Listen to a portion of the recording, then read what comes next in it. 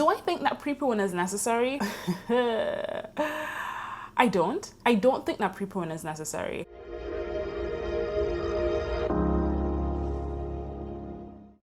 Hey my lovelies, welcome and welcome back to my channel where I break down the fundamentals of my hair care. In today's video, we'll be dedicating everything to pre-pooing, how to pre-poo, why we pre-poo, and a quick review of the featured product, African Pride's pre-poo treatment. Now, a pre-poo, as the name suggests, is a pre-treatment prior to shampooing one's hair. This step is normally taken to infuse the hair with moisture, creating a moisture barrier which is intended to protect the hair from the stripping feeling we often get from shampooing. A pre-poo can be done using regular conditioners, oils and oil blends, or products formulated specifically as pre-poos as the one we will be using today. Now, to begin any wash day, it's important to first detangle your hair. I tend to detangle my hair in sections with a wide tooth comb and apply product accordingly. At this point as well, feel free to rid your scalp of any shedded hairs. At this point, I was noticing quite a bit of shedding during this wash day, primarily because I neglected my hair for 3 weeks. So at this point, my scalp was extremely dry, which is also a huge contributor to shedding.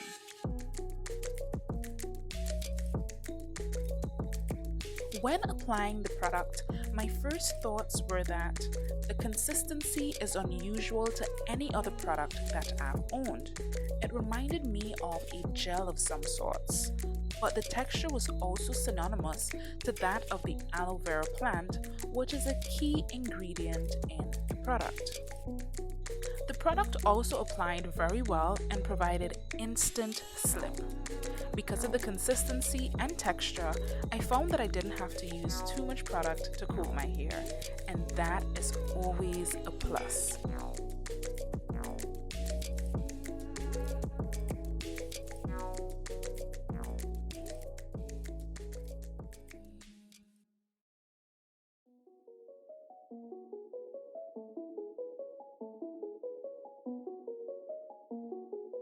After each section, I then twisted away my hair and repeated the same steps for the other sections.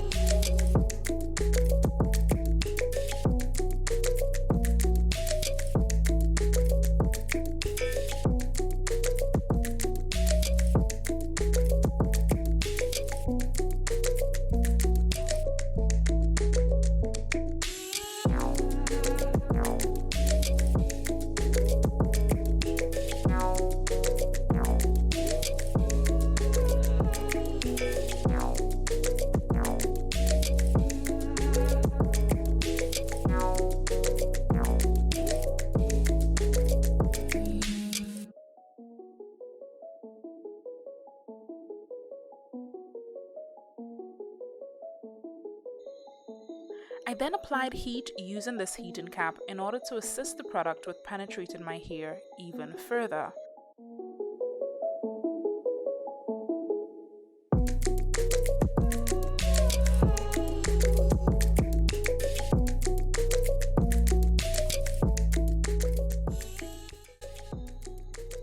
Feel free to leave a comment below and let me know if you've ever tried this product and share your thoughts. Also, let me know if pre-pooing is a part of your routine.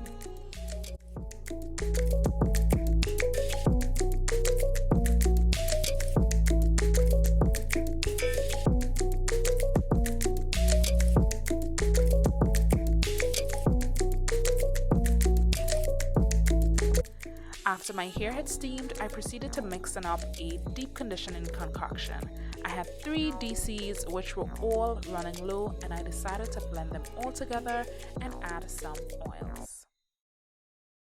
Hey guys, so it's the next day and I just wanted to come and share with you my experiences after washing out the product out of my hair, how my hair feels, and just give you a general take on how I feel about the whole pre-pooing process. So I would say after utilizing the product, after allowing it to set on my hair with some heat, my hair did feel very soft. I'm not gonna lie, it felt really soft. It was manageable. It was good. It felt good. It felt like I really did a nice intense treatment. However, I had a lot of difficulties washing out the product from my hair. I think it's because of the texture and the consistency of it. As I said, it felt like a gel, and so I had to wash my hair at least 3 times in order to get all of the product washed out of my hair. Normally I wash my hair twice. I did use a moisturizing shampoo. However, my hair, it felt soft, but it was to the point where I felt like I had to do too much to rid my hair of the product. After 2 washes, I then started to detangle my hair. It detangled okay, but after I was finished, it just felt heavy. It felt weighed down. So I went in with my fingernail, and I know that's bad, but that was the only way for me to determine whether or not product was still on my hair or scalp. So I went in and I did